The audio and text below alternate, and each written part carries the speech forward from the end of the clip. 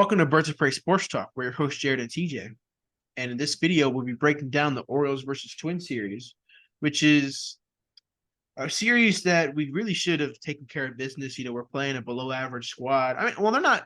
Their pitching's really good. Their offense disappoints. And their offense didn't disappoint in this game right here. On the Friday floppy hat night, which was delayed up until like 8:30, I believe. Me and my mom got the floppy hat. I probably should go show it off. I'll bring it over when you're talking about something. But on the first night we do lose 8-1. They hand our 32nd loss of the year. Minnesota gets one in the first, one in the second, three in the third, three in the fourth, and we get one in the sixth, and that's it. Minnesota gets 8 runs on 13 hits, no errors. The Orioles get 1 run on 4 hits, no errors. Honestly, there really is no top hitter. I guess Hayes goes 2 for 4. And then Rutschman goes 1 for 4 with a home run, an RBI, and a run scored. That was our only run of the game. Kramer unfortunately only goes 3 innings, 7 hits, 7 runs, 7 earned runs, 2 walks, 5 strikeouts, and 2 home runs given up, and raises his ERA to 5.04. He loses the game, obviously. He's 8-4 on the year. Bruce Zimmerman comes in, shoves some innings for us, goes 2 innings, 1 run. 2 hits. I can't talk. 2 hits, 1 run, 1 earned run, 2 strikeouts, and he does give up a home run. Nick Vespi, who we called up, goes 3 innings, 3 runs. If I say runs one more time, 3 hits, no runs, no earned runs, no strikeouts. No walks, 3 strikeouts. I don't know. I can't read this pitching line anymore. You might need to do this. Encino Perez gets the bottom of the 8th. He goes an inning. The top of the 9th. See, I can't read it. You're gonna have to Google this next time. Perez goes 1 inning, 1 hit, no runs, no earned runs, no walks, and 1 strikeout. And stadium was packed. Let me just say that the stadium was packed. It probably says it here. There's 34,792 people there. It was wasn't like sold out. Obviously, sold out was 47,000, but it was a packed night for floppy hat night. The vibe started off bad with the rain delay, but it just a terrible game. Kramer just didn't have it, and when Kramer doesn't have it, it's going to be a bad night for us. Right. I guess gonna ask your opinion. I don't know if this is kind of controversial or what. I hope not, but is Kramer a guy you want to keep in this rotation for a pennant chase, or do we get rid of him, put him in the bullpen? Like, what would you want to do with Dean Kramer, knowing that he may not be the most consistent guy for you? Even though I think he's put together a few good starts, but he can really be off in some nights. It's funny because he kind of reminds me of what's this guy's name? He kind of reminds me of a Saunders type picture. I can't really put my tongue on his first name, but Yeah. he was a picture of the Orioles in the 2012 season. Obviously he wasn't one of the best pitchers in the league. Some nights he was on, some nights he was off, but I feel like if you put him in a situation where it needs for him to be good, I feel like he'll show up. So with Kramer, I feel like we should keep him where he is. I feel like we should just, continue to give him those chances. I feel like, if we put him in a playoff game, he'll adapt to the situation and do well. Because he kind of reminds me of Tyler. He kind of reminds me of Tyler Wells. I see that he has some good stuff. It's just like I said, some games you're on, some games you're off. So I feel like we should just keep him, in the starting rotation. I feel like, if we were to put him in a playoff game, I feel like he would do okay. I feel like he would do well. And, even if he doesn't, hopefully by that time we'll have our bullpen established to, back him up a little bit more.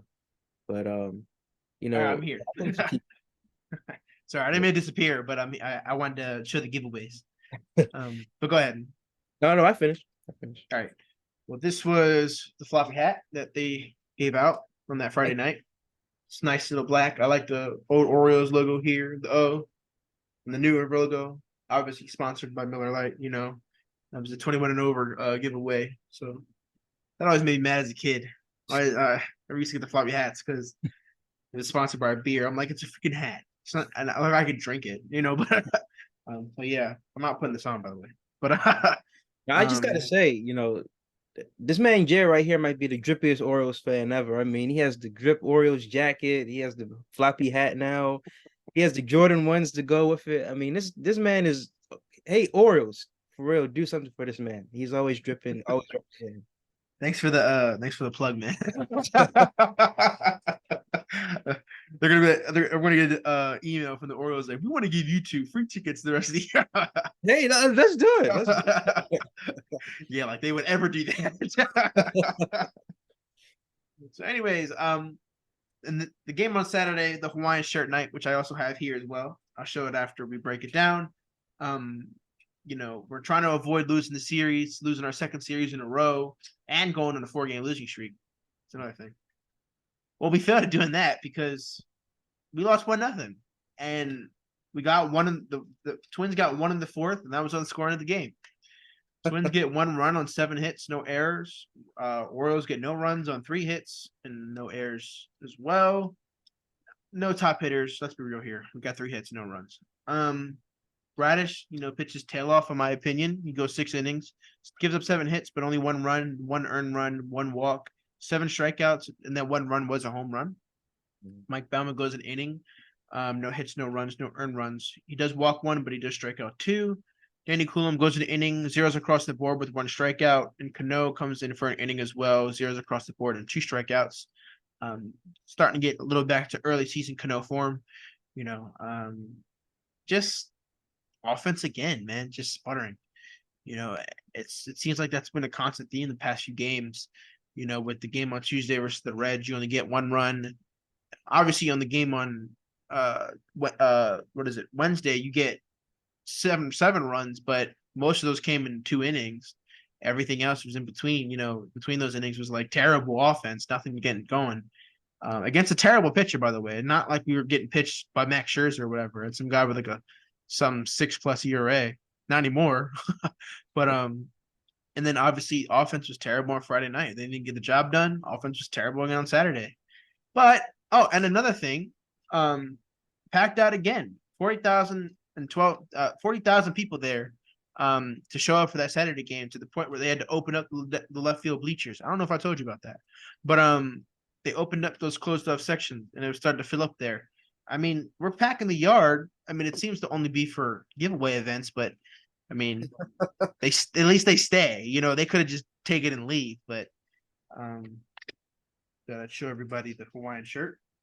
Oh, Nice little. The fabric is a little bit different. Actually, no, it doesn't. I lied. I like the little flowers on top. I dropped it. I like the flowers on it. The Oriole bird looks nice. Looks kind of animated. Then they got the Orioles cap. It's a nice shirt. I usually don't wear the Hawaiian shirts, but I like to have them.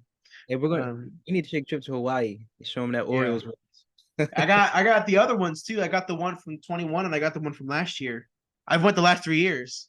So I guess that's a tradition now. The tradition now is the floppy hat night and then Hawaiian shirt night. Hey, like I said, Orioles. It's a drippiest Orioles fan. You got to show them some love. Yeah, well, hopefully they start taking my ideas, of certain giveaways, because there's a lot of good ideas I have for Orioles giveaways. I probably have to email them that. I'm gonna keep this around Hey, my neck. It's tell cool. It feels good. them to give away $10,000. Maybe that'll pack out the stadium.